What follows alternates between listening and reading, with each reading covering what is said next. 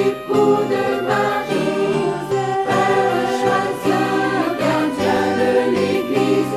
Joseph, époux de Marie, Père de Jésus, priez pour nous.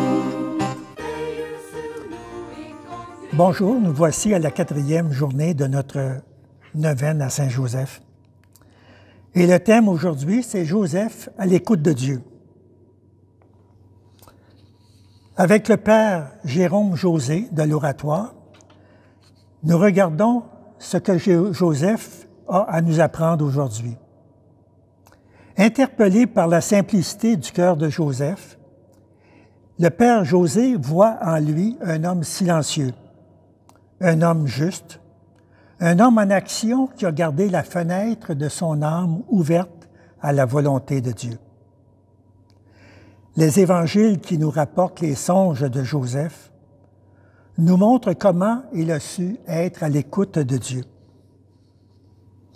Ne crains pas de prendre chez toi Marie, ton épouse.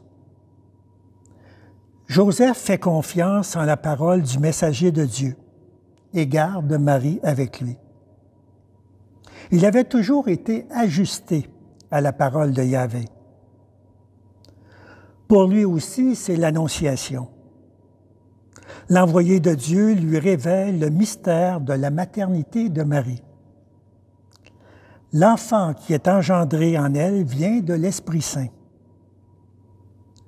L'Annonciation à Joseph lui fut une délivrance, une lumière, un accueil au projet divin. Magnificat!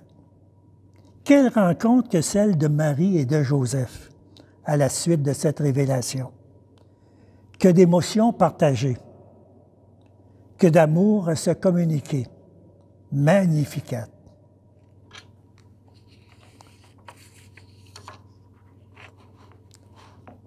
Le pape François nous dit, dans cette pause méditative, comment il voit Joseph.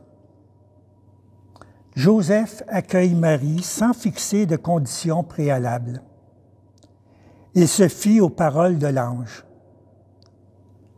La noblesse de son cœur lui fait subordonner à la charité ce qu'il a appris de la loi.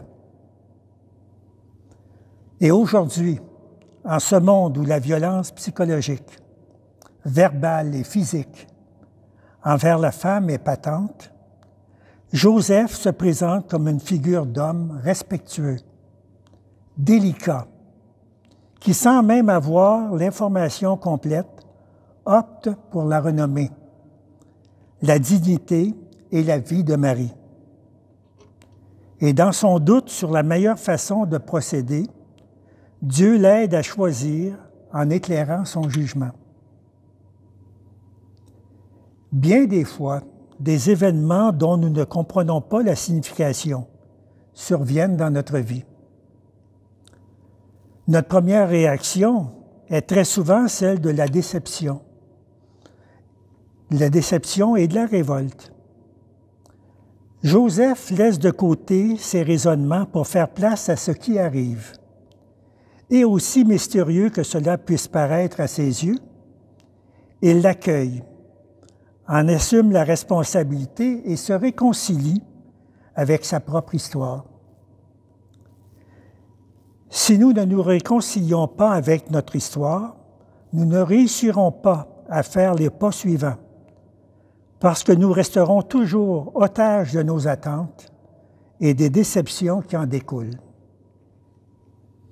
La vie spirituelle que Joseph nous montre n'est pas un chemin qui explique, mais un chemin qui accueille.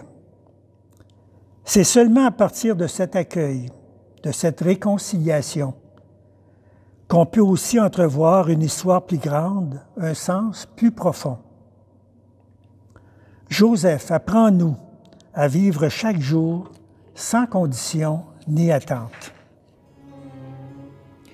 Dieu notre Père, tu as confié à Joseph la mission d'être sur terre le Père de Jésus, ton Fils bien-aimé. Fidèle à cet appel, il a su demeurer fort dans les épreuves, plein de tendresse et d'attention, en veillant sur l'enfant de la promesse et sur Marie, sa mère.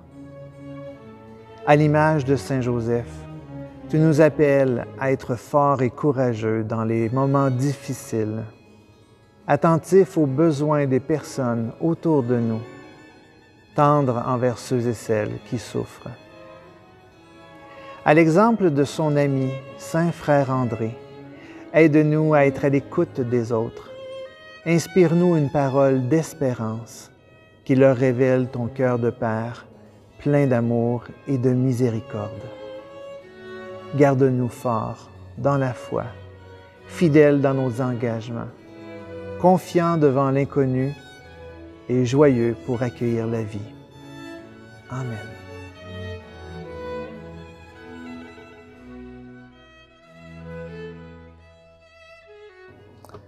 Dans les diverses étapes de sa vie, Joseph fut un homme debout, en marche, à l'écoute du Seigneur. Debout, prêt à partir aussitôt que Dieu le lui demande. Debout, près de Jésus qui grandit, mais qui ne comprend pas toujours. À 12 ans, quand Jésus lui dit qu'il doit s'occuper des affaires de son Père, il sait bien qu'il ne s'agit pas de lui. Il ne s'agit pas de lui, Joseph, mais il accepte de continuer de s'en occuper et de lui prodiguer son amour, quoi qu'il arrive. Je te salue, Marie, comblée de grâce. Le Seigneur est avec toi. Tu es bénie entre toutes les femmes, et Jésus, ton enfant, est béni. Sainte Marie, Mère de Dieu, Saint Joseph, Père de Jésus, Père des membres de l'équipe pastorale, Gilles, Jocelyn et Jean-François, priez pour nous pécheurs, maintenant jusqu'à l'heure de notre entrée dans la vie éternelle. Amen.